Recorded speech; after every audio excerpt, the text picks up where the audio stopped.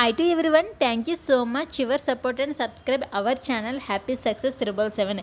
ఈ రోజు మన వీడియోలో వచ్చి రేపు అయోధ్య రామ మందిరము ప్రారంభోత్సవ వేడుకకు అయోధ్య సిద్ధమైంది. అయోధ్యతో పాటుగా దేశమంతా రామునికి ప్రత్యేక పూజలు చేయనున్నారు. మరికొద్ది గంటల్లో అయోధ్య రామాలయం కోరిక నెరవేరనున్నది. మీరు కూడా మీ ఇంట్లో కొన్ని మంచి పనులను చేస్తే మీ ఇంట్లో సుఖ సంతోషాలతో వర్ధిల్లుతారు అని అనేక మంది జ్యోతిష పండితులు చెబుతున్నారు.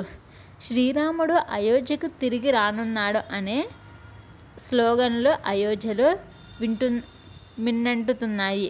మరికొద్ది గంటల్లో ప్రారంభం కానున్న రామమందిరం కోసం మొత్తం హిందువులంతా ఆసక్తిగా ఎదురు చూస్తున్నారు. అయోధ్య రామ మందిరం ప్రాణ ప్రతిష్ఠ సందర్భంగా ఈ 7 శుభకార్యాలు చేయమని సూచిస్తున్నారు పండితులు. ఇలా చేస్తే ఇంట్లో పాజిటివ్ ఎనర్జీ ఉంటుందంటున్నారు. ప్రతి హిందువు తమ ఇళ్లలో రాముని విగ్రహం అమర్చుకుని పూజలు చేయాలంటున్నారు.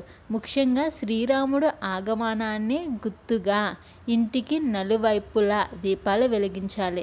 రాత్రి 12 గంటల వరకు ఆ దీపాలు వెలుగుతూ ఉండాలి. ఇంట్లో ప్రధాన గుమ్మానికి ఇరువైపులా దీపం పెట్టాలి. ఇలా చేయడం వల్ల ఆ ఇంట్లో సుఖ సంతోషాలు లభిస్తాయి.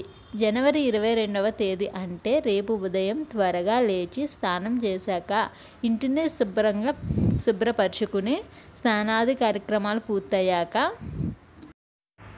ఇంట్లో మన బలరామునిగా భావించి మన ఇంట్లో ఒక పుత్రుడు పుట్టినప్పుడు ఎంత సంతోషంగా ఉత్సవాలు అనేవి చేస్తారో అదేవిధంగా మనము అయోధ్య రాముడి ప్రాణ ప్రతిష్ఠ రోజు కూడా అంతే ఆనందంతో అంతే సుఖ సంతోషాలతో సంతోషంగా పూజలు చేసి శ్రీరాముని వారికి పానకం వడపప్పు చలివిడి నైవేద్యంగా పెట్టి అలాగే పాయసం కేసరి పాయసం చేయాలి అనుకున్న వారు కూడా కేసరి పాయసాన్ని కూడా చేసి నివేదించవచ్చును.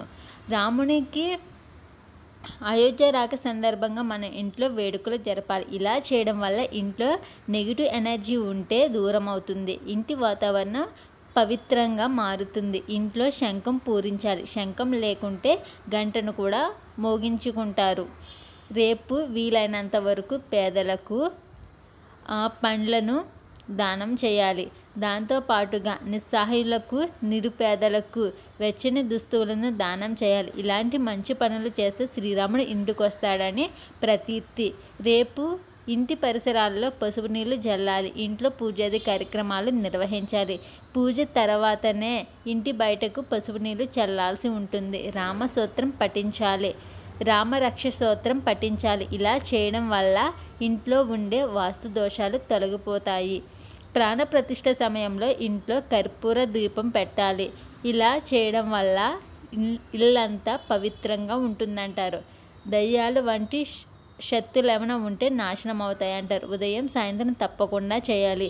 మరీ ముఖ్యంగా రేపు ఇంట్లో రామాయణం పఠించాలి. హనుమాన్ చాలీసా సైతం పఠించాలి.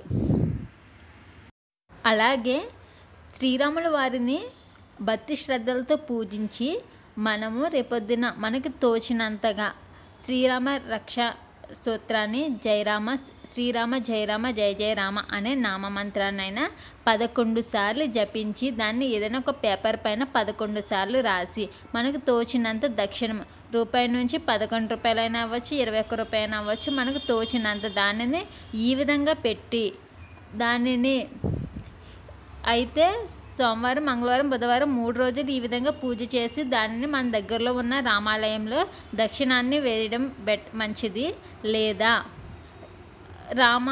శ్రీరామ నవమి వరకు ఈ విధంగా పూజ చేసి రోజు కూడా ప్రతిరోజు ఈ రామరక్ష మంత్రాన్ని చదువుకుంటూ ప్రతిరోజు మనకి తోచినంత దక్షిణాన్ని ఒక పేపర్ పైన శ్రీరామ మంత్రాన్ని రాసి దానిపైన ఈ దక్షిణాన్ని ఉంచేసి నవమి తర్వాత దానిని తీసుకుని మన దగ్గరలో ఉన్న రామాలయంలో సమర్పించడం ద్వారా మన మనసులో ఉన్న కోరిక అనేది ఖచ్చితంగా నెరవేరుతుంది. నమ్మకంతో చేయండి, ఖచ్చితంగా రిజల్ట్ అనేది ఉంటుంది. ఆ శ్రీరాముల వారి కరుణ కృప మన పైన ఉండి సుఖ సంతోషాలతో సిరి సంపదలతో తులతూగడం అనేది జరుగుతుంది.